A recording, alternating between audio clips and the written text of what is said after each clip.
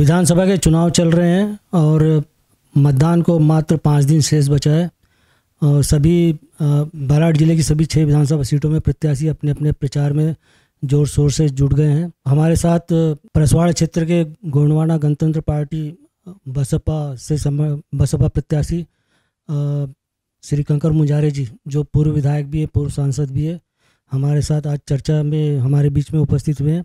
इनका बहुत ही schedule tight programme के बीच में इन्होंने हमें समय दिया, उसके लिए हम कंकर मुंजारे जी का आभार व्यक्त करते हैं कि उन्होंने अपने व्यस्ततम समय से चर्चा के लिए पद्मस 24/7 के लिए समय निकाला।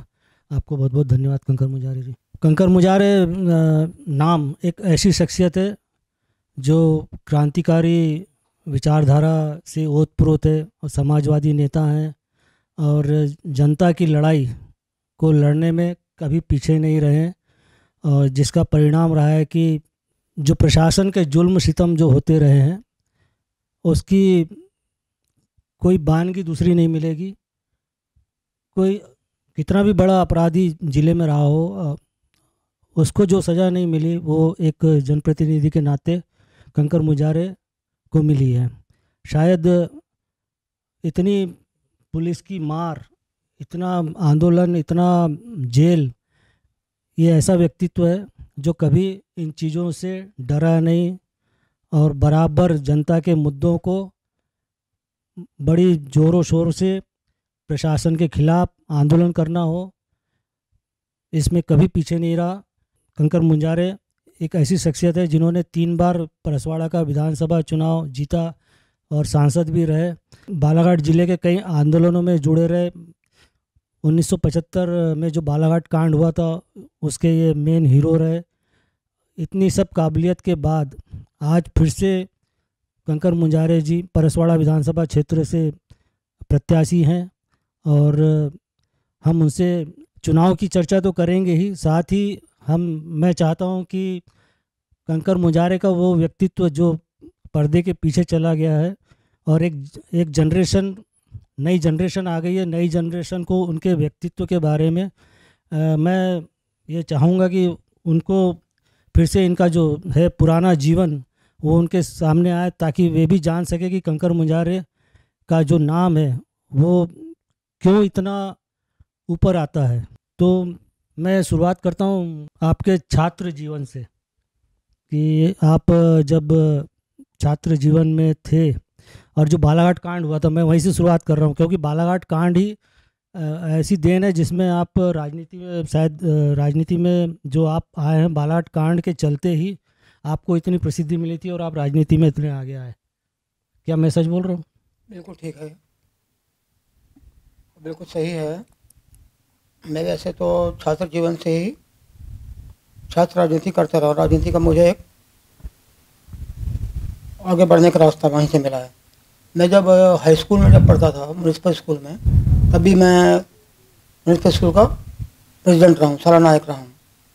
उसके बाद मैं जब कॉलेज में आ गया, कॉलेज में जब मैं फाइनल ईयर में था और एक लड़के को जो दलित समाज का था, लकेश वासनिक और लल्ला पसीने और एक था सुरेंद्र खटीक, इनको पकड़ के पुलिस ने लाया और उनको इतना मारा, बेदम मारा कि एक लड़का लकेश वासनिक की मृत्यु हो गई। तो जैसे हमको ये जानकारी मिली तो बहुत आक्रोश आया। फिर हमने छात्रों के साथ मिल करके और एक बड़ा आंदोलन किया। उस आंदोलन में हम लोगों की मांग थी कि कानून को पुलिस ने हाथ में क्यों लिया है। पुलिस अपराधी को पकड़ भी रही है और सज़ा भी पुलिस देगी, फिर कोर्ट का, न्यायालय का क्या मतलब रह गया है। तो ये मोटी मोटी समझ हमारी थी और उसको लेकर हमने फिर एक छात्र आंदोलन बोलो या छात्रों से साथ मिल करके थाना जला दिया था। तो थाने में 3 लोग की मृत्यु हो गई थी, एक टीआई, एक एसआई और एक कांस्टेबल। और मुझे 3 साल की उसमें सज़ा हुई। मैं जेल चला गया, गिरफ्तारी मेरी हुई, बहुत से लोग गिरफ्तार हुए और सज़ा के बाद मैं फिर वापस निकला हूँ। तो ये छात्र राजनीति शुरू हुआ और बालाघाट कांड से ही मेरा जीवन में एकदम बदलाव आया। मैं हॉकी खिलाड़ी भी था, लेकिन उसके बाद मेरा खेल भी छूट गया और मैं फिर वहाँ से जेल से निकलने के बाद फिर मैंने इस ओर सोचना शुरू किया कि भाई यहाँ शोषण हो रहा है मजदूरों का, किसानों का। तो मैंने किसान का जो उसको बचाने के लिए मैंने फिर किसानों के साथ काम करना शुरू किया। तो मैं किसान के लिए काम करते करते फिर कृषि मंडी का अध्यक्ष बन गया। बालाघाट कृषि मंडी का मैं चुन के आया और एक राय से मुझे अध्यक्ष बना दिया गया। फिर मैंने काम किया किसानों के लिए। फिर उसके बाद मैंने फिर राजनीति में मेरी रुचि बढ़ गई कि हाँ और कुछ काम करना चाहिए, इससे काम नहीं चलेगा। और फिर हमने 80 में चुनाव लड़ा विधानसभा का। तेजलाल जी टेमरे उस समय बहुत बड़े नेता थे, मंत्री भी थे वो, विधानसभा अध्यक्ष भी रह चुके थे वो। तो उसमें हम फिर सेकंड पोजीशन पे आए और हमारे पास संसाधन नहीं थे, लेकिन फिर भी बहुत लड़कों ने मिलकर हम लोगों ने लड़ा।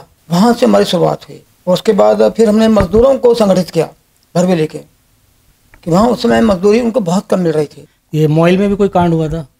हाँ, तो मजदूरों गोलीकांड हुआ था। ये गोलीकांड हुआ था 82 में, 27 जून 1982 को। तो मजदूरों को हमने संगठित किया और संगठित करके फिर उनको उनके शोषण के खिलाफ आवाज़ उठाई। तो फिर प्रशासन ने और माइल मैनेजमेंट ने मिलकर के एक साजिश की उस समय। और साजिश के तहत हमारे 3 मजदूर साथियों को गोली से मार दिया गया। छोटी सी बात पे कि उनको एक नोटिस दिया था। हमने कहा था भाई ये नोटिस वापस लो आप, और मजदूरों का कि नोटिस वापस लेने बोलो और हमको लिख के दो कि ये हमारा सस्पेंशन जो है वापस हो जाएगा। तो इतनी सी बात पे वो उनको मालूम था कि आंदोलन बहुत तेज़ी से बढ़ रहा, संगठित हो रहे मजदूर, तो उन्होंने गोली चला दी शासन प्रशासन के मिल करके। 3 मजदूर हमारे शहीद हो गए। हमको भी मारने का प्लान था उनका, लेकिन हमको ढूंढते रहे, लेकिन हम घबराए नहीं। हम नेताओं के पास गए, उनसे बोला कि भाई ये इतना मजदूरों को मार दिया, इस पर आप कुछ करो। तो उस समय हम बीजेपी वालों के पास भी गए, कांग्रेस के पास भी गए, लेकिन किसी ने मदद नहीं की उस वक्त। और हम फिर गिरफ्तार हुए। उसमें भी 6 महीने मैं जेल में रहा, मेरे साथी लोग जेल में रहे, मजदूर साथी कुछ, लेकिन सबसे ज़्यादा मैं जेल में रहा। तो उसके बाद फिर पूरा बदलाव ही आ गया फिर, और हम फिर सक्रिय राजनीति में आ गए एकदम से।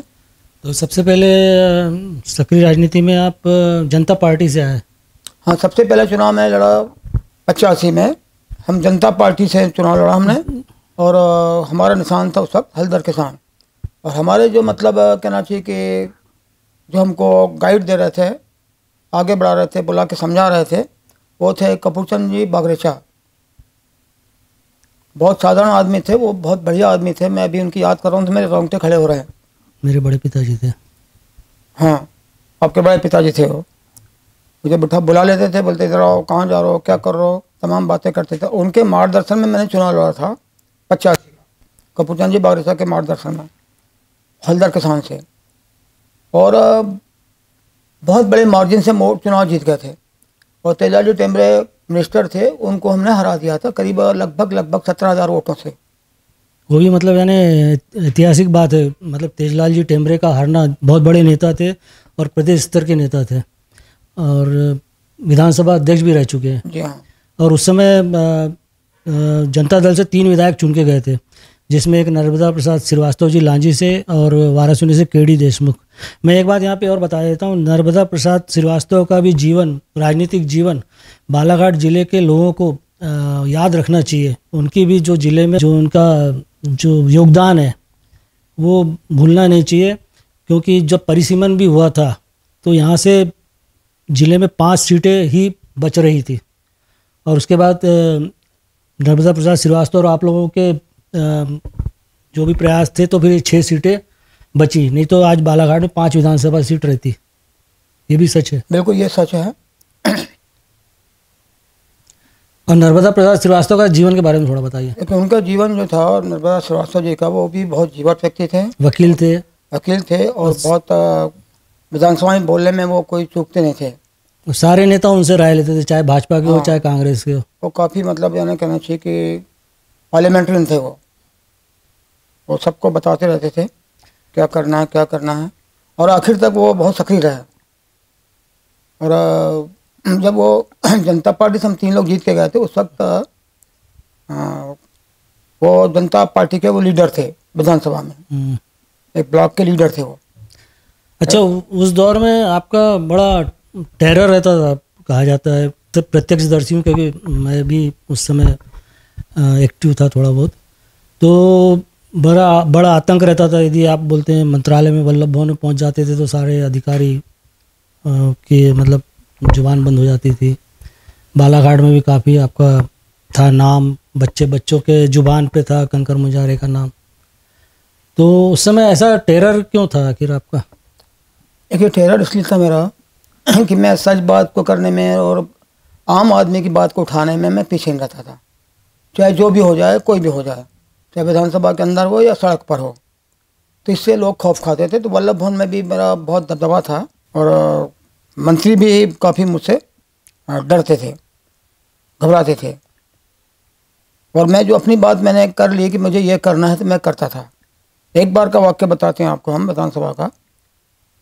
वैसे कई बार तो मुझे मंत्री लोग पूछते थे, कांग्रेस के मंत्री लोग, कि आप मुंजारी जी आप हंसते कब हैं, कभी हंसते हैं कि नहीं हंसते हैं? तो मैंने कहा, मैं अभी आपकी सरकार ऐसे काम कर रही है तो मैं क्या हंसूंगा, तो इसलिए मैं हमेशा गुस्से में रहता हूँ। काम आप ठीक करो तो मैं हंसूंगा। तो बोलते यार तुम कभी भी हंसते नहीं हो, फिर तुमने हमको पकड़ लिया, फिर हमको बोल दिया। मैं कहा नहीं। और वो विट्ठल भाई पटेल ने मेरे से बात की थी जब मैं उनसे किसी काम के लिए मिलने गया, तो मेरे को नाम याद रहा। बोले यार आप हंसते नहीं कभी? हम कहा हंसेंगे, जब काम अच्छा करो आप हंसेंगे, खुश होंगे हम। तो वो मेरे से कई लोग इसी प्रकार से सोचते थे कि हंसता कब है। कभी मैं विधानसभा में कभी मुझे हंसते किसी ने देखा ही नहीं आज तक, कभी भी नहीं देखा किसी भी प्रसंग में। मैं इतना कंट्रोल रखता था अपने ऊपर कि विधानसभा जो हंसी मजाक का जगह नहीं है, वो गंभीरता से जनता की समस्याओं पे बहस करने का है, चर्चा करने का है, उनकी मदद करने का। यहाँ हंसने के लिए हम आए हैं यहाँ। तो मैं ये चीज़ को ध्यान रखता था, कितनी गंभीर मेरी बात पर सारे लोग हंसते थे कई बार, लेकिन मैं खामोश रहता था। एक बार की बात है कि मैंने एक उस समय एड्स का मामला नया नया शुरू हुआ था, आपको याद होगा। तो 10 करोड़ रुपए एड्स के बजट के लिए उन्होंने रखा हुआ था। उस समय मिस्टर माथुर थे जो प्रमुख सचिव थे वो स्वास्थ्य के, तो उनको उसका अध्यक्ष बना दिया था माथुर को।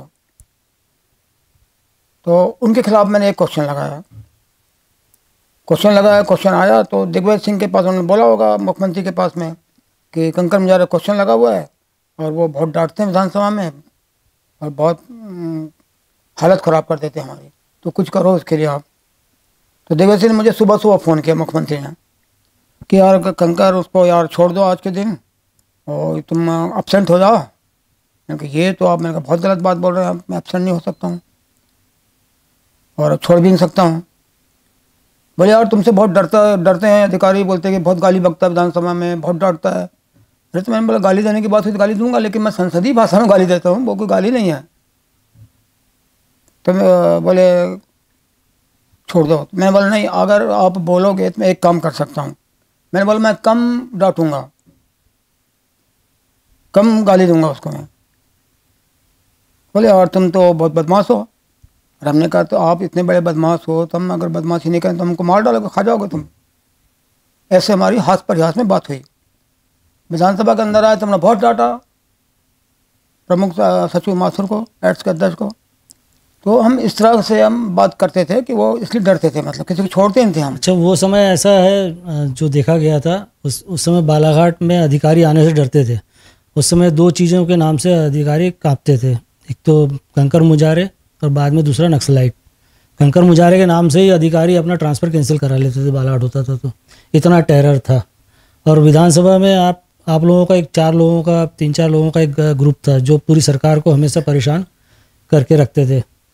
उसमें एक मार्क्सवादी नेता थे और आपके जनता दल के 2 नेता और थे। बहुत हम लोग क्या है कि बिल्कुल जनता पे हल्का सा भी कुछ हमला हो गया या उनके साथ अत्याचार, वो सब मसले को उठाते थे प्रदेश भर का, फिर बालाघाट का नहीं कहीं का नहीं। तो मेरे साथी थे राम लखन शर्मा, वो भी बहुत आक्रामक थे, बच्चन नायक और जेपी निगम एडवोकेट थे, वो अभी नहीं हैं। तो हम लोग मिलके 4 लोग मिलके तो बिल्कुल हंगामा कर देते थे पूरा। अच्छा, दिग्विजय सिंह से तो आपके बहुत अच्छे संबंध थे, लेकिन विधानसभा में तो बिल्कुल बातचीत होती थी, पब्लिक के लिए संबंध अच्छे थे। अब वो दिग्विजय सिंह एक बढ़िया मुख्यमंत्री थे, कोई इसमें शक नहीं, लेकिन मैं विधानसभा में बेबाक बोल देता था। एक बार किसानों के मसले में दिग्विजय सिंह को बोल दिया था कि आप नालायक मुख्यमंत्री हो, आपको 1 मिनट भी कुर्सी पे नहीं बैठना चाहिए। हंगामा हो गया, सारे विधायक खड़े हो गए। तो स्पीकर ने कहा कि स्पीकर से उन्होंने कहा कि भाई इन्होंने जो कहा है उसको कार्रवाई से बाहर निकालो शब्दों को। तो उन्होंने बोल दिया कि स्पीकर ने ऑर्डर दे दिया निकालो कार्रवाई से बाहर। अरे हम फिर खड़े हुए, हमने कहा स्पीकर जी, अध्यक्ष महोदय में बोला इसमें क्या क्या गलत बात मैंने बोल दिया? अरे भाई जो लायक है, जो अच्छे हैं उसको लायक बोलते हैं, और जो अच्छे नहीं हैं नालायक है उसको नालायक बोलते हैं, तो ये कौन सी असंदिग्ध भाषा है? फिर दोबारा हमने रिपीट कर दिया उसको। अरे तो फिर दिग्विजय सिंह खड़े होकर बोला, अरे अपने लोगों को समझाया विधायकों को, अरे अब बैठो बैठो बैठो, मैं कंकर मुजारे को जानता हूँ, आप बैठो। अच्छा, आपके जब इतने संबंध अच्छे थे तो आपको कांग्रेस में आने का ऑफर भी दिए होंगे दिग्विजय और कई बार दिग्विजय सिंह ने मेरे को ऑफर दिया। दिग्विजय सिंह जब मुख्यमंत्री थे तभी मेरे को उन्होंने ऑफर दिया था, मुझसे कहा था कि तुम 1 रुपए की सदस्यता भर ले लो, मैं सब कुछ कर दूंगा। और ये उनके सीएम हाउस में लॉन में घूमते घूमते मुझसे कहा, गले में हाथ डालकर, ऐसे गले में हाथ डालिया घूमते हुए ऐसे घुमाए और कहा कि यार तुम 1 रुपए की सदस्यता ले लो, मैं बहुत अच्छा करूँगा, तुम्हारी सब कुछ कर दूंगा, तुम साथ में आ जाओ। तो मेरा जवाब ये था, मैंने कहा कि मैं तो साथ में हूँ आपके, मैं बीजेपी के साथ तो नहीं हूँ। नहीं बोले वैसा साथ नहीं, तुम अंदर आओ हमारे साथ। तो हमने फिर उनको जवाब दिया कि हम अगर आपके साथ अंदर आ जाएंगे और कोई बाहर से हमलावर आएगा और आपको कुछ करेगा या जो भी नुकसान पहुंचाएगा तो उसको रोकेगा कौन? फिर आप भी अंदर, मैं इसे मुझे बाहर रहने दो, वो कोई हमला करेगा तो मैं बाहर के बाहर उसको रोक दूंगा, ठीक कर दूंगा। फिर कहा कि मुझे यार तुम बहुत खतरनाक आदमी बाबा, तुम तो बात बना लेते हो अपनी। बात नहीं, हमने सही है, हम बाहर रहेंगे तभी तो आप रक्षा करेंगे, हम आपके घर में आ गए फिर कौन रक्षा करेगा? ऐसे करके मैंने बात को टाल दिया था। बहुत बार ऑफर है। एक बार राजीव गांधी, जब मैं पार्लियामेंट में गया, मेंबर ऑफ पार्लियामेंट में होकर जिनके जब मैं गया निर्दलीय, वो भी मध्य प्रदेश का रिकॉर्ड आज तक के कोई निर्दलीय सांसद नहीं बना आज तक मध्य प्रदेश में, आज तक भी। जब छत्तीसगढ़ भी साथ में था तब भी लोग बने सपोर्ट से बने, जैसे रीवा के महाराजा है और जो भी लोग हैं सिंधिया बनते थे, वो सपोर्ट रहता था कांग्रेस पार्टी का समर्थन। हम ही एक ऐसे सांसद थे बालाघाट से, बालाघाट की जनता ने बहुत बड़ा करिश्मा किया था और बहुत बड़ा इतिहास बनाया था, बहुत हम पे स्नेह किया था उन्होंने, कि हमको एक मामूली आदमी को उन्होंने निर्दलीय सांसद भेज दिया बना करके। तो तब मैं जैसे चुन के गया तो एक मिनिस्टर थे तनवंत सिंह कीर, वो उनका मुझे फ़ोन आया कि राजीव गांधी जी आपसे बात करना चाहते हैं। और मुझे उन पर गुस्सा था, इस बात का गुस्सा था कि वो नशे में रहते थे, वो नशा काफ़ी करते थे वो, और मैं ये चीज़ को पसंद नहीं करता हूँ और एकदम डांट देता था मतलब। तो वो मेरे दिमाग में गुस्सा था, अगर शायद कोई दूसरा आदमी बात करता तो हो सकता है कि उनकी बात बंद भी जाती, तो हो सकता है। तो मैंने कहा नहीं, मैं कोई बात करना नहीं चाहता हूँ। अगर वही बात को अगर दिग्विजय सिंह करते या दिग्विजय सिंह के थ्रू करते या कोई दूसरा मिनिस्टर करता तो हो सकता है फिर पॉजिटिव बात हो जाती। वो मुझे पार्टी में बुला रहे थे वो, और राजीव गांधी को तब तक मैं सोचता था कि यार ये तो प्रधानमंत्री का लड़का है, तो ये तो अलग टाइप का होगा। हमारा जो बेस है वो समाजवादी बेस है, सड़क पर लड़ने वाले हैं, एक क्रांतिकारी विचारधारा है, ये तो मतलब एक बड़े घर से निकला हुआ है, तो उनका तो अलग ही सोच होगा। लेकिन जब मैंने पार्लियामेंट में सुना राजीव गांधी को तो मुझे लगा ये तो आदमी बहुत बढ़िया है। ऐसा लगा नहीं कि ये प्रधानमंत्री का पुत्र है, बहुत सादगी और बहुत बढ़िया बोल रहे थे वो। तो ये मैंने देखा था, ये मेरे को ऑफर था दिग्विजय सिंह का और राजीव गांधी का भी। तो मैं नहीं गया, मैं अपने विचारधारा पे रहा। उसके बाद फिर आप 3 बार विधानसभा में बने, परसवाड़ा से जीते, और परसवाड़ा विधानसभा क्षेत्र के लिए आपने ऐसा क्या कुछ कार्य किया 3 बार? देखो रेगुलर 3 बार सिर्फ मैं ही वहाँ से जीता हूँ आज तक परसवाड़ा विधानसभा क्षेत्र में। कोई जीता भी, एक बार जीता दूसरी बार में हार गया, फिर भले ही तीसरी बार जीत गया होगा, लेकिन वो रिपीट नहीं कर पाया कंटिन्यू, चाहे कोई भी हो। और हम जीते, और उसके बाद आपको याद है कि मेरा छोटा भाई उमा शंकर वो भी जीत गए थे तीर कमान से। जब आप सांसद बने? जब हम सांसद बने थे वो भी तीर कमान से, मतलब निर्दलीय, लोकल निर्दलीय मान लो, एक आपकी जो पर्सनल पार्टी है। हाँ, क्रांतिकारी समाजवादी मंच, उससे वो जीत गए थे। तो जीतने का कारण ये था कि हम लोगों के लिए काम करते थे और उनकी हर चीज़ पे ध्यान देते थे। ऐसा नहीं कि छोटी समस्या है, उन्होंने कहा बिजली नहीं है, उन्होंने कहा जी हमको वो मजदूरी नहीं मिल रही है, वो अधिकारी मजदूरी नहीं दे रहा है, बिजली नहीं है घर में, अब सड़क नहीं है, पुलिया नहीं है, मामूली बात, पटवारी उनको परेशान कर रहा है, या फॉरेस्टर रेंजर उनको लकड़ी लाने नहीं दे रहा जलाओ उस समय। तो हम एकदम से उनकी जो नीड है, रोज़मर्रा की चीज़ें हैं, उसके लिए हम लड़ते थे। तो इसलिए हम लगातार, उन्होंने हमको समर्थन दिया और आशीर्वाद दिया, अपना सहयोग किया उन्होंने। इसका सबसे बड़ा कारण ये है, दूसरा कोई नहीं आ पाया। और हमने फिर परसवाड़ा में निर्दलीय होते हुए जो राष्ट्रीय पार्टी के काम नेता लोग नहीं करा पाए काम, तेलाजी टेमरे भी काम नहीं करा पाए, टेमरे जी ने भी काम नहीं करा पाया, वो जबकि पीडब्ल्यूडी मिनिस्टर थे, वो सब करा सकते थे। वो देखो एक बड़ा पुलिया जो बैयर से जाते हैं कान्हा के लिए कुमादाई पड़ता है, बड़ा सेंटर बंजर नदी है, वहाँ पे हमने बड़ा पुलिया बनाया। उस समय में वो था करीब 1.5 करोड़ का पुलिया, और आज भी उसकी हालत बहुत बढ़िया है। आज भी ऐसे लगेगा कि अभी ही बना है, ये थोड़ा पेंट हो जाए उसकी बॉर्डर में तो अच्छा लगेगा आपको, आज ही बना है पुलिया, अभी बना है कुछ ही दिन पहले वो पुलिया बनाया हमने। वो वहाँ के लोगों की कहना था कि भैया हमारे को कुछ नहीं चाहिए, हमने स्कूल ला दी तो कहा स्कूल हमको नहीं होना, सिर्फ पुलिया बना दो, हम 6 महीने के लिए काला पानी सजा काटते हैं। सरेखा कुमदई के जो इलाके हैं वो करीब कान्हा बॉर्डर से लगे हुए हैं, 18 गांव ऐसे हैं। तो हमने कहा ठीक है हम करते हैं। फिर हमने उसके लिए की आवाज़ उठाई पुलिया के लिए, और विधानसभा से क्वेश्चन करके, और उस समय श्रवण भाई पटेल थे मिनिस्टर, तो हमने क्वेश्चन किया तो उन्होंने जवाब गोल मोल दिया, तो हमने प्रश्न उत्तरिका ही फाड़ के फेंक दिया अध्यक्ष की आसन की तरफ। हमने कहा फिर विधानसभा का क्या मतलब, आप ऐसे जवाब दे रहे हैं मंत्री गोलमेल, तो क्या मतलब हमारा, फिर चुन के आने से क्या मतलब है। फिर नाराज हो गए हम। तो फिर वो घबरा के डर के उन्होंने मेरे 2 पुलिया सैंक्शन कर दिए थे बाद में, हजारीलाल रघुवंशी ने। तो ये पुलिया हमने लड़ लड़ के बनाया। 30 बिस्तरों का अस्पताल परसवाड़ा में, जहाँ 8 डॉक्टर और सब एक से एक उसके मतलब स्पेशलिस्ट। उन दिनों हमने महाविद्यालय खुलवाया परसवाड़ा में, और महाविद्यालय खुलवा दिया। और महाविद्यालय हमारा जब खुला था, जब एनपी साहब का एक महाविद्यालय खुला था लांजी में और परसवाड़ा में, 2 महाविद्यालय, उन्होंने अपना खोला था, हमने अपना वो खोला था। परसवाड़ा में कुछ था ही नहीं उस वक्त, तो महाविद्यालय खुलवाया हमने। जो भी लिंगा में बना उसकी बिल्डिंग का भी सैंक्शन हमने कराया। ये अलग बात है कि जब हम हट गए तब वो बिल्डिंग बन पाई है, हमारे हटने में 3 में हम हट गए, उसके बाद बिल्डिंग बन गई। तो और तालाब बनाया हमने, जटाल नाला जलाशय, बहुत बड़ा तालाब है वो देखने के लायक तालाब है। वो परसवाड़ा से 5 किलोमीटर की दूरी पर है, बेलगांव में, तो वो बनाया हमने। और नाटा में, तो बारिया में, तो बैगा नगरी में, तो सरेखा में, ऐसे आपका झारा में, चौंतला में, वो तो मरम्मत का काम था। ऐसे नए नए तालाब हमने काफ़ी बनवाए। मतलब तो ये तालाब बनाए सिंचाई के लिए, हमने पुल बनाए, स्कूलें इतनी खोली हमने, हाई स्कूल मिडिल स्कूल की तो गिनती नहीं है। चंदना में एक हाई स्कूल खोला हमने उस ज़माने में, दोरा में खोला, आपका लिंगा में, आपके ये कुम्हारी, ये आपका चरे गाँव, जो अभी मधु भगत जो कांग्रेस को उम्मीदवार, उसके गांव में मेरा हाई स्कूल खोला हुआ है। मैंने उसकी बिल्डिंग बना के दी साथ में। आपका बुढ़िया गांव, भरवेली की बिल्डिंग मैंने बनाई है, धनसों में हाई स्कूल मैंने खोला है। ये सब जगह जहाँ भी आप बोलो वो मैंने खोला। गुडरू में, आपका बसे गांव में, ढूंढ के बोदा में, उधर एक बोदा गांव है सरेका का, वो बोदा में।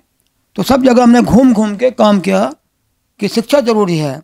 हम ये बोलते भी थे कि आप शिक्षित हो जाएंगे तो आप समझेंगे कि कौन नेता हमारे लिए काम कर रहा है, किसको वोट देना है नहीं देना है, कौन अधिकारी अच्छा है खराब है, इसका फ़र्क करोगे आप, आपका क्या अधिकार है। तो मेरा सबसे बड़ा फोकस ये था कि शिक्षा होना चाहिए सबको, और कम से कम 12th तो हो जाए।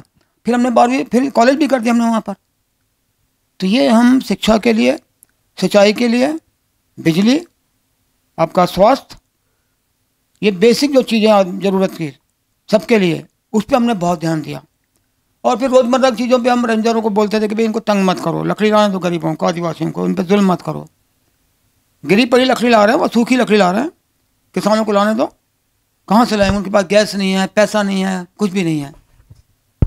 तो ये हम लगातार वहाँ पे काम करते रहे। आपके जिला प्रशासन से कभी पटती नहीं थी, मतलब न अधिकारियों से आपकी पटरी बैठी? कभी नहीं मेरी पटी जिला अधिकारियों से। इसलिए आप क्यों इतने एग्रेसिव होते थे उनके खिलाफ? एग्रेसिव वो काम नहीं करते थे, फिर और ज़्यादा करके भ्रष्टाचार करते थे। वो करप्शन में ज़्यादा ध्यान रहता था वो, कि पैसा कहाँ से मिलेगा, कहाँ हम खाएंगे, इसलिए नहीं पड़ती थी मेरी अधिकारियों से खासतौर से। एक ही एसपी मेरे को थोड़ा ठीक लगा था अभी तक के कार्यकाल में, वो है आपका प्रमोद फर्नीकर। वो मुझे सपोर्ट काम का ठीक लगा। कई बार वो फ़ोन करके हम पूछ लेते थे कि विधायक जी का आपकी शिकायत नहीं आ रही है, इसका मतलब मेरी पुलिस ठीक काम कर रही है क्या, ऐसे पूछते थे वो। अच्छा, ये भी आरोप लगता था आप पे कि आपका नक्सली से संबंध है, नक्सली आपको सपोर्ट करते हैं इसलिए आप जीतते हो? नहीं, नक्सली ने मुझे कभी सपोर्ट नहीं किया और मेरे संबंध भी उनसे नहीं है।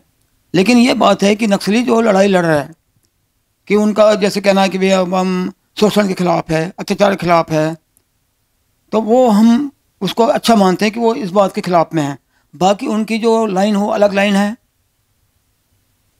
हमारा एक रास्ता अलग है, उनका रास्ता अलग है। लेकिन वो जो बोल रहे हैं कि भाई इनको इलाज नहीं मिलता है, शिक्षा नहीं मिलती है, ये बात वो सही कर रहे हैं। विकास नहीं हो रहा है, तुमको राशन नहीं मिल रहा है, ये बात वो सही कर रहे कभी हैं। नक्सलियों से संपर्क होता था क्या? कभी भी नहीं, मेरे आज तक संपर्क नहीं हुआ किसी से भी। ऐसे मिल लिए होंगे आके, मेरी सभा वभा सुनते होंगे कुआ में, और कहीं इलाके में को नक्सली इलाका है, वो किसी किसी से खबर जरूर करते हैं कि कंकर मुजारे जो है वो थोड़ा ठीक काम करते हैं। वो भी क्या बोलते हैं, थोड़ा ठीक काम करते हैं, ऐसे जरूर खबर भेजते हैं वो। बाकी मेरा कभी संपर्क नहीं होगा, लेकिन पुलिस में या सरकार में ये लगता है कि कंकर मुजारे से बहुत नक्सली संपर्क है और बहुत बड़ा इनसे ताल्लुकात इनका है। तो पुलिस मुख्यालय भोपाल में भी यही मानते हैं और यहाँ का तो पुलिस मानता ही मानता है। तो मैं कभी बोल देता हूँ कि हाँ नक्सलाइट हूँ, आप गिरफ्तार कर लो मुझे, अगर काम करना, सही बात करना, आवाज़ उठाना, नक्सलाइट है तो हूँ मैं। अत्याचार के खिलाफ लड़ना तो हूँ मैं। अभी मैं एक बात करना चाहता हूँ आपसे कि देखो, अभी जो बालाहाट में जो अभी इनकाउंटर हुए लगातार, अभी ये 5 साल में 8-9 इनकाउंटर हो गए, करीब 16-17 लोगों को मार दिया उनको। वो मैं कहता हूँ, आज भी मैं बोल रहा हूँ कि वो सारे फर्जी इनकाउंटर है। मैं ये नहीं कहता कि वो पूरे लोग नक्सलाइट नहीं हैं, वो नक्सलाइट हैं भी कुछ उसमें से। अभी 2 लोग तो उसमें नक्सलाइट नहीं है, झाम सिंह धुर्वे और हीरालाल टेकाम, ये नक्सलाइट नहीं है। बाकी लोग नक्सलाइट हैं जो मेरे को मालूम पड़ा है। तो वो लोग नक्सलाइट भी है, तो उनको आप जब उन्होंने सरेंडर कर दिया आपने उनको पकड़ लिया, तो उनको पकड़ने के बाद आप गोली मार के उनकी हत्या क्यों कर रहे हो? आप पकड़ने के बाद उनको जेल में डालो, कोर्ट में डालो और मुख्य धारा में लाओ उनको। एक तरफ सरकार बोलती है कि हम उनको मुख्य धारा में लेके आएंगे और मुख्य धारा में आ जाएं, हथियार छोड़ दे, हथियार डाल दे। तो जब आपने पकड़ लिया तो उनको मुख्य धारा में लाओ ना। आप क्यों गोली मार के उनकी हत्या करते हो? संविधान के ऊपर आप अपने आप को क्यों मानते हो आप? तो जब ये डर होगा तो मुख्य धारा में कैसे आएंगे वो? मुख्य धारा में लाना है, अच्छी बात है, हम भी चाहते हैं कि मुख्य धारा में आए हो, लेकिन काम करो विकास का, शोषण बंद करो, जुल्म बंद करो, अत्याचार बंद करो। अब आप उनको गोली मार रहो और उनके पास रख दे, तो आपके उनका बंदूक रख दी पुरानी वाली लाके, और आपने सामान रख दिया, तो नक्सलाइट को सामान लेके घूमते हैं, खाने पीने का कुछ नहीं रहता उनके पास। एक पिट्टू बैग रहता है, इतना पीठ में टंगा है, चले वो खाना तो कहीं भी खाते हैं वो। तो ये एकदम से ये जांच का विषय, इसलिए मैंने कई बार इसको बोला है कि भाई सीबीआई की इस पर जाँच करे, इससे नक्सलवाद और बढ़ेगा। जो पुलिस जो हरकत कर रही है, प्रशासन जो हरकत कर रहा है, शिवराज सिंह की सरकार जो हरकत कर रही है, इससे नक्सलवाद और बढ़ेगा, घटेगा नहीं। नक्सलवाद तब घटेगा कि उनको न्याय के साथ में लाओ, न्याय के साथ उनको सजा दो, कोर्ट से सजा दिलाओ आप उनको, तब ना घटेगा वो। तो लगातार कर रहे हैं, फर्जी इनकाउंटर कर रहे हैं वो। अभी भी वो जो मारा है कमलू इके को, एकदम फर्जी है वो, तो क्लियर कट फर्जी है। उसको पकड़ा गांव में आपका कुर्रेझोड़ी में और पकड़ के ले गए, और पकड़ के ले जा करके उसको कोदापार ले गए। वहाँ से आपका सोनगुड्डा पुलिस चौकी एकदम पास में, उनको नहीं मालूम, सोनगुड्डा पुलिस चौकी वाले को नहीं मालूम कि इसका इनकाउंटर कैसे हो गया, किसी गांव को नहीं मालूम, पहाड़ी पर जाके मार दिया।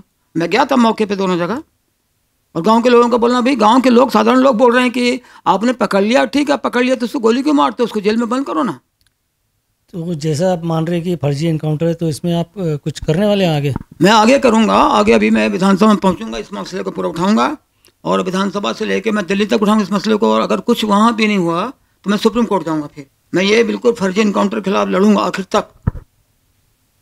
मुझे नक्सलाइट से कोई मतलब नहीं है, हत्या क्यों करना चाहिए किसी की, और पुलिस को किसी की हत्या करने का अधिकार नहीं। यही तो बालाकांड हुआ था।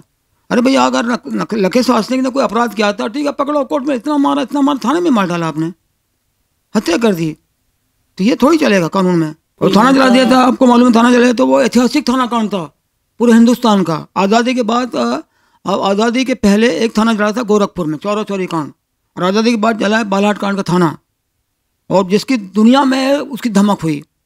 और जब मैं कोर्ट में, जब मेरा सजा चल रहा था, कोर्ट में जब मेरा केस चल रहा था, तो वहाँ पे RK सेठ थे, जज साहब, उन्होंने कहा था कि भाई इसकी आवाज़ तो, उसकी धमक तो जो है अमेरिका में तक है, और वाशिंगटन की जनता बोल रही कि बालाहाट जैसे हम नैकेट कर देंगे अगर प्रशासन मनमानी करेगा तो। उसका उदाहरण देते थे बालाहाट का।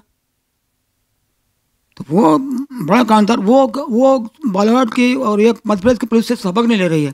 अब क्यों जबरदस्ती मारो किसी को? भाई अपराध किया, सजा लगाओ ना, उनको फांसी पे चढ़ा दो ना आप कोर्ट से, किसी को कोई गम नहीं होगा। अच्छा, जनप्रतिनिधि जो बनता है, विधायक सांसद जो बनते हैं, उनका दायित्व होता है कि जनता की जो समस्याएं हैं उसको उठाए, और बेहतर रूप से, यदि कहीं प्रशासन गलत कर रहा है तो उसको, प्रशासन को बांध के रखे थोड़ा। तो मैंने तो पिछले इन सालों में किसी भी भाजपा या कांग्रेस के विधायक या सांसद को ये नहीं देखा कि उन्होंने कभी प्रशासन पर नकल डाली हो या जनता के हित की बातें प्रशासन से कुछ कही हो, बल्कि ऐसा लगता है कि जैसे एक गठबंधन है दोनों में। इस पर क्या कहेंगे आप? बिल्कुल, ये एकदम से ये मिले हुए हैं प्रशासन से और मिल के करप्शन करते हैं, भ्रष्टाचार करते हैं। जनता से उनको कोई लेना देना नहीं है।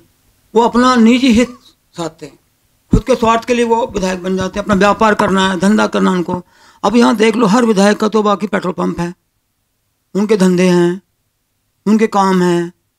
यही काम हर कोई कर रहा है। जितने विधायक अभी वर्तमान में सबके पेट्रोल पंप है। मैं 3 बार विधायक रहा, मेरा भाई विधायक रहा, मैं मेंबर ऑफ पार्लियामेंट रहा और मेरा दबदबा भी रहा, इसमें कोई शक नहीं है। और सरकार से लेके यहाँ तक अगर मैं एक आवाज़ कर देता कि मेरे को ये चाहिए तो मेरे लिए हो जाता।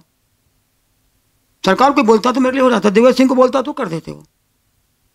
मुझे दिग्विजय सिंह ने 1-2 बार बोला कि तुम यार कलेक्टर को ज़्यादा मतलब डांट डपट मत करो, आप मिल के रहो, दोस्ती करो। तो मैंने कहा था कि भाई दोस्ती देखो, मैं नौकर से दोस्ती कैसे कर सकता हूँ? वो नौकर है, कलेक्टर नौकर है, एसपी नौकर है, ये काम ठीक से करे तो मैं उनकी पीठ थपथपा दूंगा, यार वाह बढ़िया शाबाश। और काम गलत करेंगे तो मैं कान पकड़ूंगा उनका। और ज़्यादा गुस्सा मेरे को आएगा, एक तमाशा ही मार दूँ उनको। गलत काम क्यों करूँ? कि हम मालिकों के प्रतिनिधि हैं, जनता मालिक है। ऐसा कोई मौका आया क्या कभी अधिकारी को मारे हो आपने? आया मौका, मारा हूँ, बिल्कुल मौका आया। एक आईपीएस को मैंने मार दिया था। अच्छा, जब आप जनता की इतनी लड़ाई लड़ते हैं और जनता के मुद्दे पर लड़ते हैं प्रशासन से या चाहे जिससे भी, तो फिर जनता में आपका एक, जैसे खासकर बालाघाट में व्यापारी समाज में आपका टेरर के मतलब आपसे डर क्यों है बालाघाट में व्यापारी समाज से? व्यापारी समाज से मेरा बिल्कुल ये निवेदन है उनसे, और बोलो मैं उनसे आपके यहाँ इसके आपके सानिध्य में जो मेरी बातचीत हो रही है, तो मैं उनसे प्रार्थना करता हूँ कि आप डरो मत। मैं लड़ाई लड़ रहा हूँ आपके लिए प्रशासन से। मैं अपने लिए कोई लड़ाई लड़ रहा हूँ क्या? नहीं लड़ रहा हूँ लड़ाई। मैं आपके लड़ रहा हूँ कि भाई कोई व्यापारी पे ऊपर जुल्म हो जाए, कोई अत्याचार हो जाए तो मैं लड़ूंगा ही उसके लिए। वो मेरे को वोट दे रहा है नहीं दे रहा है, इससे मेरे को मतलब नहीं है। मैं एक नागरिक हूँ, जनप्रतिनिधि हूँ, मेरी जिम्मेदारी है, मेरा कर्तव्य है। मैं अपना कर्तव्य पूरा कर रहा हूँ। आप क्यों डर रहे हो? आप, मैं कलेक्टर के खिलाफ, एसपी के खिलाफ लड़ता ही रहूँगा आखिर दम तक, पुलिस के खिलाफ लड़ता ही रहूँगा। तो आप उससे मत डरो। मैं आपकी लड़ रहा हूँ, समाज की लड़ रहा हूँ मैं। और कभी आज तक मैंने किसी व्यापारी को, किसी को तंग किया होगा, परेशान किया होगा तो एक भी बार बता दे कि आपने उस समय हमको बहुत परेशान किया, तो उस समय बहुत तंग किया था। जब विधायक रहे कभी तो नहीं। उस समय कोई ऐसा तो नहीं कुछ तंग की हो आपने? कुछ कभी नहीं, मैं बात भी नहीं किया। मैंने हाँ। कभी नहीं, मैंने बात भी नहीं की कभी। उनकी बात साधारण बात करता हूँ, नमस्कार कर दिया, प्रणाम कर लिया, इतनी बात करता हूँ मैं। रैली में कभी निकले तो हमने व्यापारी बाहर आ गए तो उनको नमस्कार कर लिया, प्रणाम कर लिया। कभी घर पे भी नहीं गया मैं उनको, कभी नहीं गया। शादी ब्याह में कभी किसी का जाना हो गया चले जाता हूँ इक्का दुक्का में, कभी नहीं।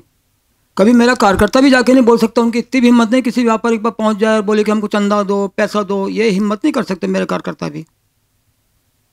तो मेरा बिल्कुल एकदम सिद्धांत पे चलता हूँ। किसी व्यापारी को आपने चंदा या इसके लिए कभी कोई नहीं, कभी एक व्यापारी भी नहीं बोल सकता हमको चंदा के लिए बोला। एक व्यापारी भी कोई आके बोल दे कि हमको चंदा किया तो भी जो भी जनता सजा देगी मैं तैयार हूँ। एक व्यापारी को बोला चंदा दो तुम इतना पैसा। मेरे को लगता है कि जो आपका जो आप बोल रहे हैं ना विधानसभा में बात आई कि आप हंसते नहीं करके, तो जो आपका ये जो है मतलब आप हंसते नहीं, आसानी से मिलते जुलते नहीं, इसके कारण हो सकता है कि लोगों में थोड़ा दूरियां हो। नहीं, मैं हंसता भी हूँ लेकिन मैं वो प्रसंग वैसा हो मैं हंसता हूँ। और मिलने जुलने में तो मैं बहुत सादगी से मिलता हूँ किसी से भी, कोई भी व्यापारी हो, कोई भी छोटा हो बड़ा हो, सबसे मिलता हूँ मैं। मगर ये बात सही है जो आप बोल रहे हैं कि जो मेरा विधानसभा में जो आक्रामक रुख रहा है, आंदोलन में मेरा आक्रामक रुख रहा है, अधिकारियों को मैं डांट डपट जो करता हूँ, उनकी जो मैं एकदम से कहना चाहिए कि उनकी चमड़ी को पतली कर देता हूँ मैं, उससे व्यापारी लोगों को लगता है उससे डरते होंगे।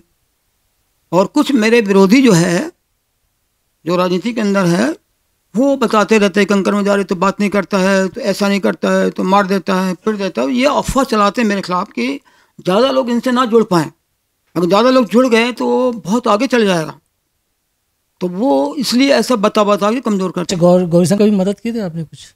हाँ, गौरीशंकर तो जो भी आज यहाँ पे है, जहाँ तक पहुँचा हुआ है, वो मेरे कारण ही पहुँचा। गौरीशंकर बिसेन कैसे? 85 में जब विधानसभा चुनाव लड़ रहे थे हम, वो भी लड़ रहे थे चुनाव, सईदा खातून कांग्रेस के उनके साथ उनके खिलाफ में थी। तो मेरे पास भमसार जिसको बोलना चाहिए 5 बजे सुबह, दिसंबर का महीना था, अपनी पत्नी के साथ आए। तो उनकी पत्नी ने बोला कि भैया हमको आपका सहयोग चाहिए। और फिर गौरीशंकर ने बोला कि नहीं, आपका हमको सहयोग होना, हम 2 बार चुनाव हार चुके हैं, अब तीसरी बार हारेंगे तो हम बर्बाद हो जाएंगे, ये बात थी उनकी। तो मैंने बोले 5 मिनट का टाइम चाहिए आपका। तो मैंने कहा भाई तेजाब टेम्बरे मेरे खिलाफ बहुत बड़े मंत्री है, बहुत बड़े नेता है, उनके खिलाफ मैं लड़ रहा हूँ और मेरे पास टाइम नहीं है, मैं नहीं जा सकता। तो वो मेरा पाँव ही पकड़ लिया कि आपको चलना पड़ेगा 5 मिनट के लिए।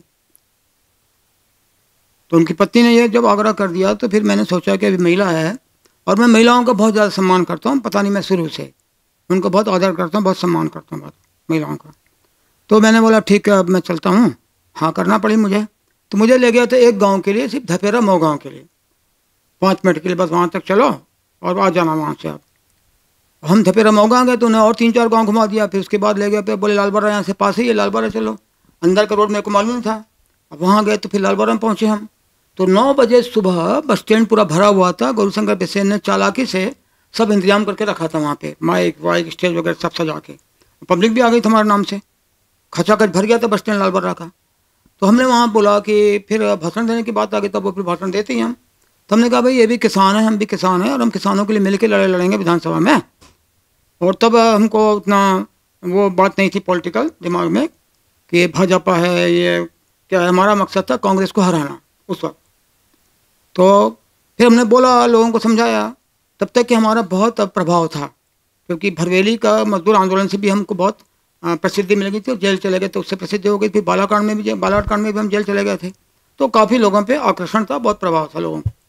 तो हमने बोल दिया, तो फिर आ गए वहाँ से हम। अब जब काउंटिंग हो रही थी, तो काउंटिंग में जब हम गए तो हम तो 12,000-13,000 से आगे हो गए थे टेमरे जी से। अब वो निकल के आ गए थे बाहर। तो फिर हम जब गए तो वहाँ पे देखा कि गौरीशंकर बिसेन की पत्नी और उनकी भाभी, जो पहले जिला पंचायत सदस्य थी, बाद में उनको राजनीति से उन्होंने बाहर कर दिया और रेखा बिसेन को ला लिया। तो वो थी, बहुत बढ़िया महिला थी। तो मुझे कहा कि भैया आप तो जीत गए, लेकिन हमारी तो हालत ख़राब है, अभी हम तो 6-7 हज़ार वोट से पीछे हैं। तो फिर मैंने कहा कि गौरीशंकर बिसेन कहाँ हैं, बुलाओ उनको आप। मैंने कहा आप 1 वोट से जीतोगे, लेकिन जीतोगे। मैं गया था आपके चुनाव प्रचार में, मेरे को मालूम है आप जीतोगे, घबराओ मत, हिम्मत से रहो। फिर वो जीत गए उसके बाद 6,000 कुछ वोटों से। तो मेरी मदद से वो बने विधायक। अगर मैं उस वक्त विधायक नहीं मदद नहीं करता, कभी विधायक ही नहीं बन सकते थे वो।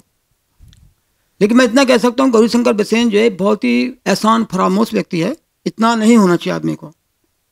अगर आप मदद नहीं करते हमारे को, लेकिन हमारे खिलाफ में उल्टी पुल्टी बात क्यों चलाते हो आप, खराब बातें झूठी बात तुम क्यों चलाते हो आप। अब जैसे कि कंकर मुरार से आप बातें नहीं कर सकते, आप मिल नहीं सकते, ये कोई बात हुई? ऐसे करके मेरा बहुत नुकसान किया उन्होंने। अच्छा, ये पेट्रोल पंप वाली जो बात है कि पेट्रोल पंप आप भी खोल सकते थे, तो आप राजनीति में इतने साल रहे तो आपने भी प्रॉपर्टी धन तो बहुत कमाया होगा। नहीं, आप मेरी प्रॉपर्टी का मतलब लोग 5 साल में ही मतलब करोड़पति बन जाते हैं। बिल्कुल बिल्कुल। तो आपके पास भी होगा बहुत धन।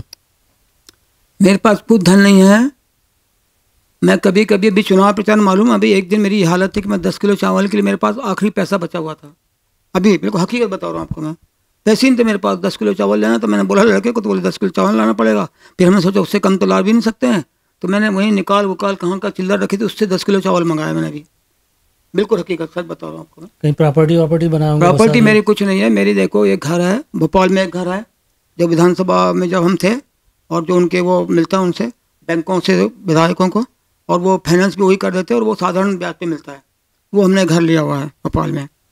और यहाँ पे हमारी खेती बाड़ी की ज़मीन है कहाँ पीपल टोला में। बहुत हमने ऐसी 4-4 लाख की ज़मीन ली, सिर्फ 4 लाख में। जब उस समय कोई ज़मीन का भाव भी नहीं था, तो हमने इधर वो करके वो ज़मीन ले ली।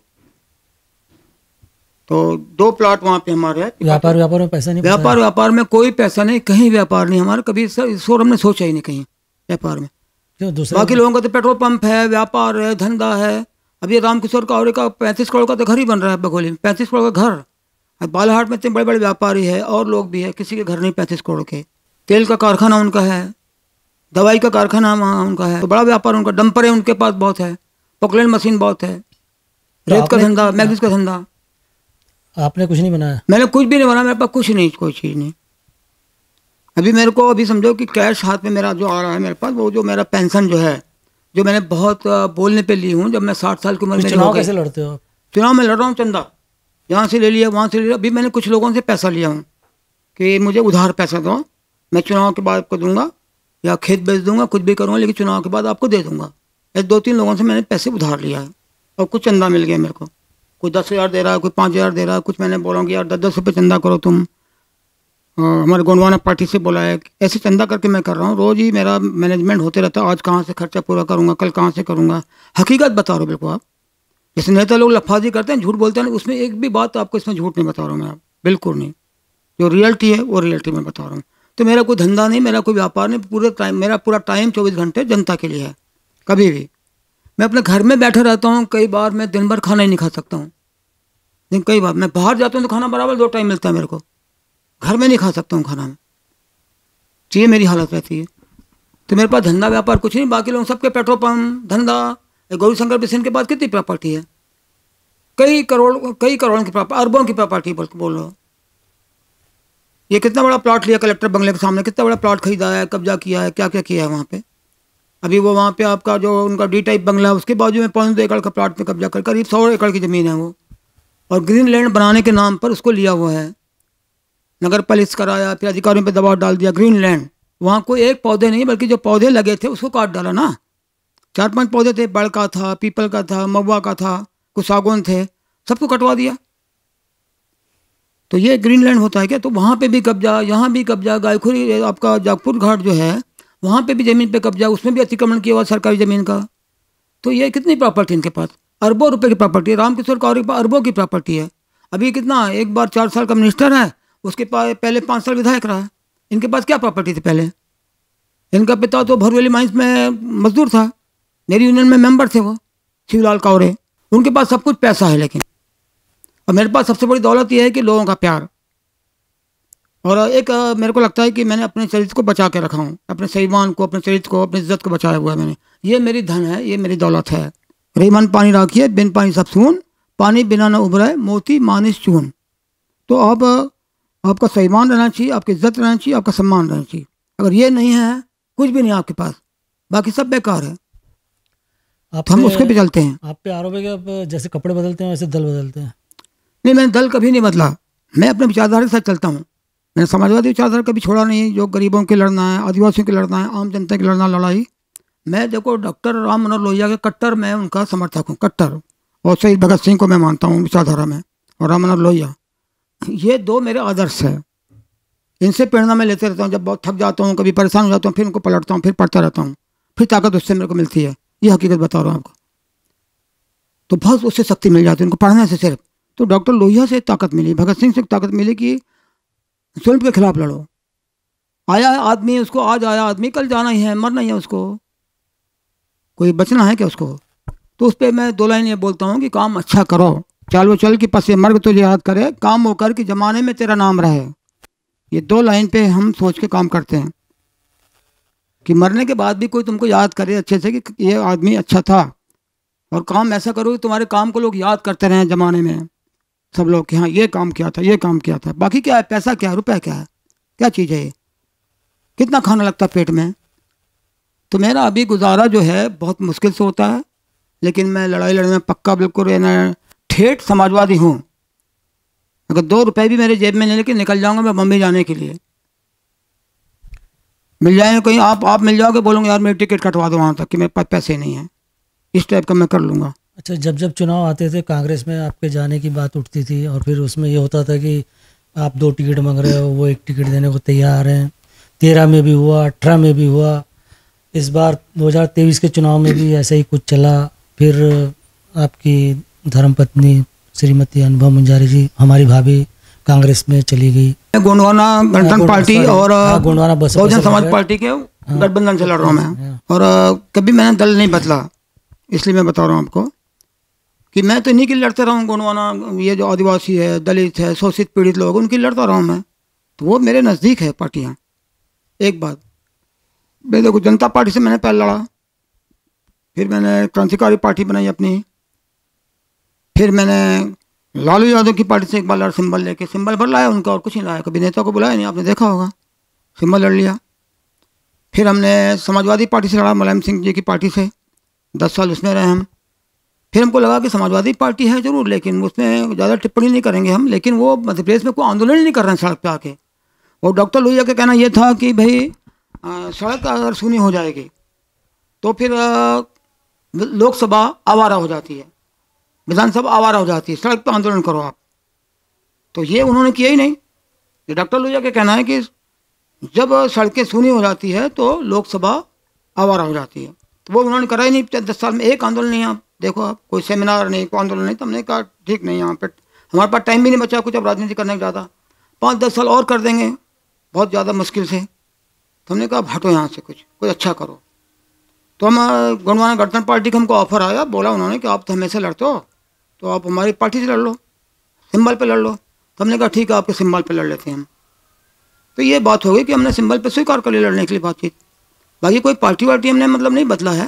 कांग्रेस से भी और कभी कांग्रेस, देखो पार्टी बदलना होता तब आप बोल सकते हो हमको कि जब हम कांग्रेस में चले जाते तो फिर बोल सकते हैं पार्टी बदल लो, या बीजेपी में चले जाते पार्टी बदल लो।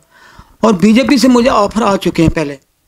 जब प्रहलाद पटेल यहाँ पे सांसद के चुनाव में आए तो उसके पहले मेरे पास 2 ऑफर आए थे, 2 बार।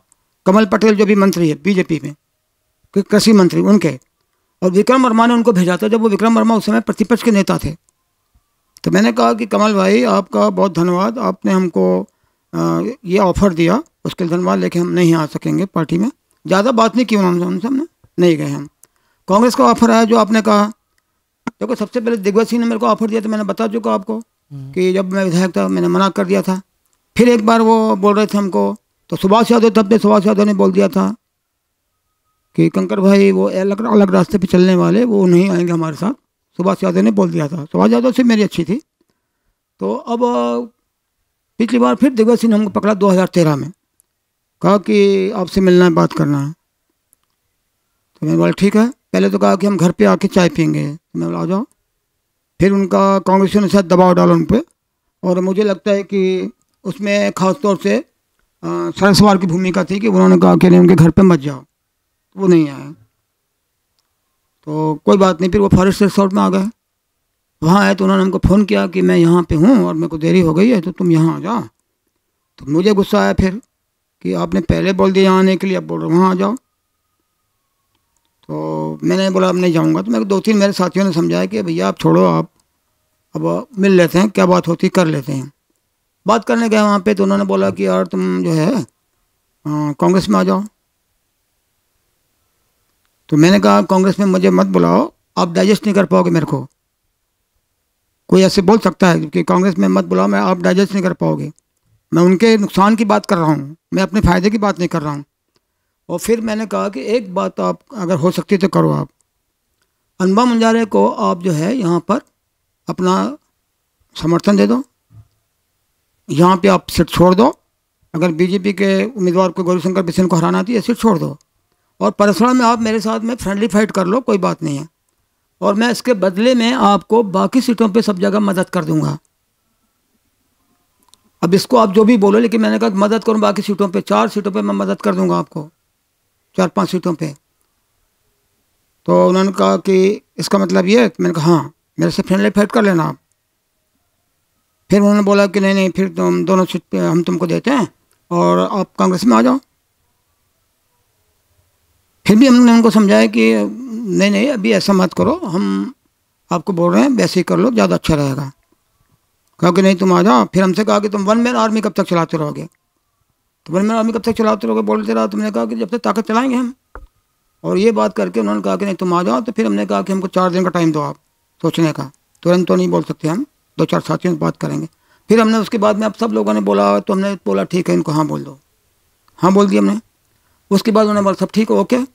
फिर कमलनाथ का फ़ोन आया। कमलनाथ हमसे बोला कि यार तुम ये 3 लोगों से बात करो, विशेश्वर भगत ये नाराज़ है आपसे, प्रदीप जायसवाल ये भी नाराज़ है, पुष्पा बिसेन। मैंने तीनों को फ़ोन लगाया। मैंने कहा मेरे से कोई तकलीफ़ है क्या आपको। तो उन्होंने कहा नहीं कोई तकलीफ़ नहीं भैया हमको। ठीक है। कमलनाथ को मैंने बता दिया कि मेरी बात हो गई। कमलनाथ ने उसके बाद बात ही बंद कर दी। पहले बोला कि आप बात कर लो, मैं नक्की कर दूंगा। तो इतने बड़े नेता जो है अगर ऐसा बोलते हैं तो अच्छी बात नहीं है कि नक्की कर दूंगा, उसके बाद फिर चुपचाप हो गए। अच्छा, अभी अनुभव मुंजारे जी जो कांग्रेस में चली गई, तो इसमें क्या आपका समर्थन था? मनवा मुजाहिर जो कांग्रेस में गई है, मेरी कोई सहमति नहीं है उसमें। मैंने मना कर दिया था कि आप मत जाओ, स्पष्ट मना कर दिया था, आप मत जाओ, मेरी कोई सहमति नहीं है। हम जिस रास्ते से चल रहे हैं वहीं से चुनाव लड़ेंगे, अब जो होगा परिणाम होगा। लेकिन उन्होंने नहीं माना। तो राजनीति में देखो, किसी पर जोर जबरदस्ती हम नहीं कर सकते हैं कि कोई जा रहा है, हम मना कर सकते कि आप ऐसा मत करो। हमने ये किया बराबर, अपना कर्तव्य हमने पूरा किया, उनको समझाया, लेकिन वो नहीं मानी। हमारा बेटा भी नहीं माना, संतनु वो भी नहीं मानी। तो हमने कहा ठीक है। अच्छा, अभी आप परसवाड़ा विधानसभा चुनाव लड़ रहे हैं, तो जैसे आप यदि जीतते हैं तो आप परसवाड़ा विधानसभा क्षेत्र के लिए, आपके दिमाग में उसके विकास के लिए, वहाँ की जनता के लिए आपकी क्या सोच है? देखिए, मैं इस परसवाड़ा में अभी विकास की बहुत ज़रूरत है। खास करके जो हट्टा क्षेत्र जो है, ये नया जो जुड़ा परसवाड़ा में किरनापुर से कट के, वहाँ बिल्कुल ही विकास नहीं है। और पुराने क्षेत्र में भी विकास की बहुत ज़रूरत है। अभी वहाँ अभी सिंचाई की आवश्यकता है, वहाँ स्वास्थ्य की आवश्यकता है। वहाँ डॉक्टर एक ही डॉक्टर है, बताओ, 30 बिस्तर का अस्पताल है, डॉक्टर एक है, जो बैहर में भी देखता है, परसवाड़ा में भी देखता है, लामटा में भी देखता है। उसको मैं ठीक करूँगा। वहाँ डॉक्टर कम से कम 10 डॉक्टर होना चाहिए, स्पेशलिस्ट। वो उसकी कमी है। स्कूलों में मास्टर नहीं है, 5 क्लास है तो एक मास्टर, अतिथि शिक्षक पढ़ा रहे हैं। हाई स्कूल में भी वही हालत है, कॉलेज में भी वही हालत है। अभी परसवाड़ा में जो कॉलेज की बिल्डिंग बनी है, अभी रामकिशोर कौर ने उसका उद्घाटन किया 2 महीने पहले। अभी बच्चे वहाँ पे बैठने जा ही रहे हैं, स्कूल की हालत ख़राब है, उद्घाटन कर दिया। मैं वहाँ घूम के आया, पूरा फर्नीचर सड़ा डाल दिया वहाँ पे, नए कॉलेज में सड़ा फर्नीचर। और कॉलेज का निर्माण की जो क्वालिटी है एकदम 3rd क्लास है। ये जो मार्बल टाइल्स लगे या पत्थर लगे, सब 2nd ग्रेड के, पूरा कोई भी चीज़ नहीं है। मुझे लगता है 2 साल में कॉलेज की बिल्डिंग गिर जाएगी। 8 करोड़ का कॉलेज है, मुश्किल से 2.5 करोड़ खर्च किया है, करप्शन हो गया वहाँ पे। और जितने पुलिया बनाए वहाँ पे अभी वो पुलिया सब ध्वस्त होकर बह गया है। भुनवा के पास सलंग टोला में है, तालाब टूट गया। और इन्होंने कहा था सातनारी जलाशय हम बनाएंगे, 9 महीने हो गए भूमि पूजन को।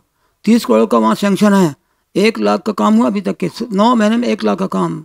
ऐसी मिट्टी इधर उधर करके आधा अधूरा। एक और शिवराज सिंह ने घोषणा की थी वहाँ पे, बड़ी योजना मैं बता रहा हूँ आपको।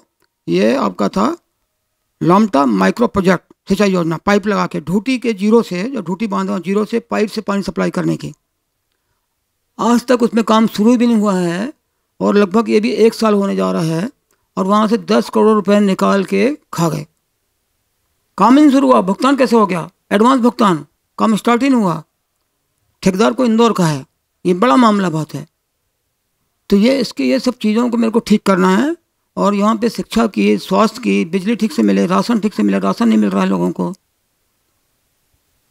हर के लोग गाँव के जाके मारपीट कर रहे हैं, पटवारी तहसीलदार कुछ कर ही रहे हैं। अभी परसवाड़ा का बस स्टैंड को तोड़ दिया, कई व्यापारियों की दुकानों को तोड़ के, और उनको रोजगार से हटा दिया, बेकार कर दिया उनको, बेरोजगार कर दिया उनको। तो ये धंधा हो रहा है यहाँ पे।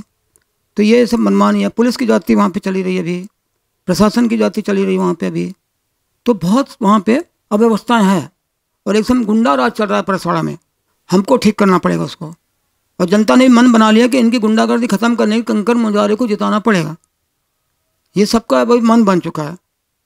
इनके भ्रष्टाचार को ख़त्म करना है तो वही कर सकता है। बहुत ज़बरदस्त भ्रष्टाचार वहाँ पे परसवाड़ा के अंदर में। तो आप अपनी जीत के प्रति आश्वस्त हैं? मैं बिल्कुल 100% आश्वस्त हूँ।